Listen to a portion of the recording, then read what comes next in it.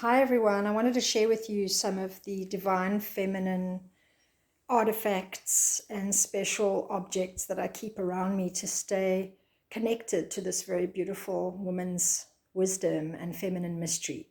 So I'm going to take you through a few of these little objects around my office and share with you why they're important to me. This behind me is the first one given to me from a vintage shop that was actually selling a lot of very special statues, artifacts from travels all around the world. The lady that was selling her special little trinkets has traveled all over the world, and this came from South America, and it's the Mother Teresa statue, and I think it's just so beautiful. Very serious about it, and I'm quite serious as a person, even though you see me doing some fun things. I do it in quite a serious way, and this statue seems to be very, very old. It's built on a kind of wooden pedestal, and then I've put one beautiful Mary Magdalene keychain that one of the speakers from a Creative Women conference here in Cyprus gave me when we realized we really connected with the feminine mystery tradition. She was on her way to visit that area, and then she visited that area, came to Cyprus, and then gave me this trinket souvenir that she'd bought.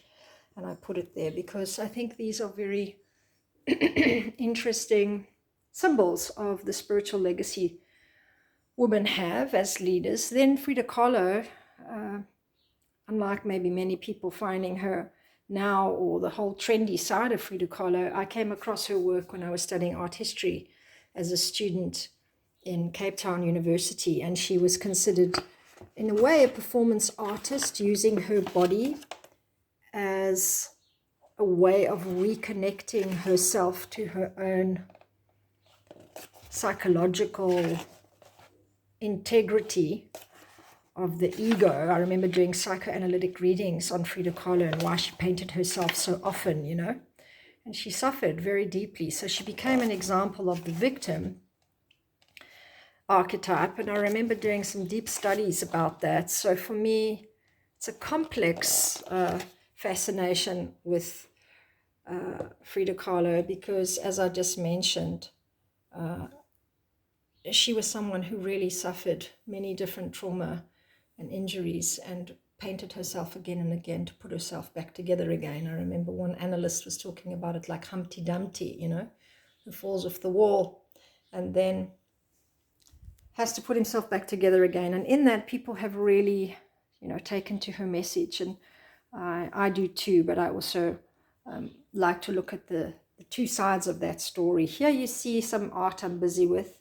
I found these Chinese women really fascinating, kind of perfect, pretty anime type images that I stuck on this rose gold kind of paper that I use for some of my conferences. And I'm starting to build something from that. And of course, down here, one of my prized statues that I was very happy to find. And here, the Aphrodite that is in the centerpiece of my work. Some beautiful kind of purple amethyst, and then turquoise little feathers sort of crowning that. A crystal someone gave me, a pendulum, a friend of mine from South Africa who's now a famous actress, gave me as a gift. And there you have it, some of the female-inspired artifacts. There will be more, but for now, that's what there is. And then, of course, you might have seen in another video where I talk about the spiritual legacy of women being a really important area for my work, where I believe it's important to women elevate and to share their wisdom with more people. We've seen so many times the inclusion of women suffering, and we're not getting always the kind of bigger picture of what women knew from ancient times and learning it in kind of mass platforms. But now you'll see that there are many, many more women's networks presenting women's wisdom from all over the world. And that's why I'm focused on it, doing much the same as well, to get more women's work out there. some very beautiful handmade objects like this one from a group of women in Egypt that was given to me at a conference. Another one over here, which is from South Africa, that was handmade by a group that I did some drumming work with. You'll see my sage there burning to clear things. And then, of course, this Aphrodite, which I'm also using to work. But really looking at ways to bring all of this woman's work and mystery into a deeper space. So it's not just about being pricked or women being wonderful. It's, you know, a very grounded take on things.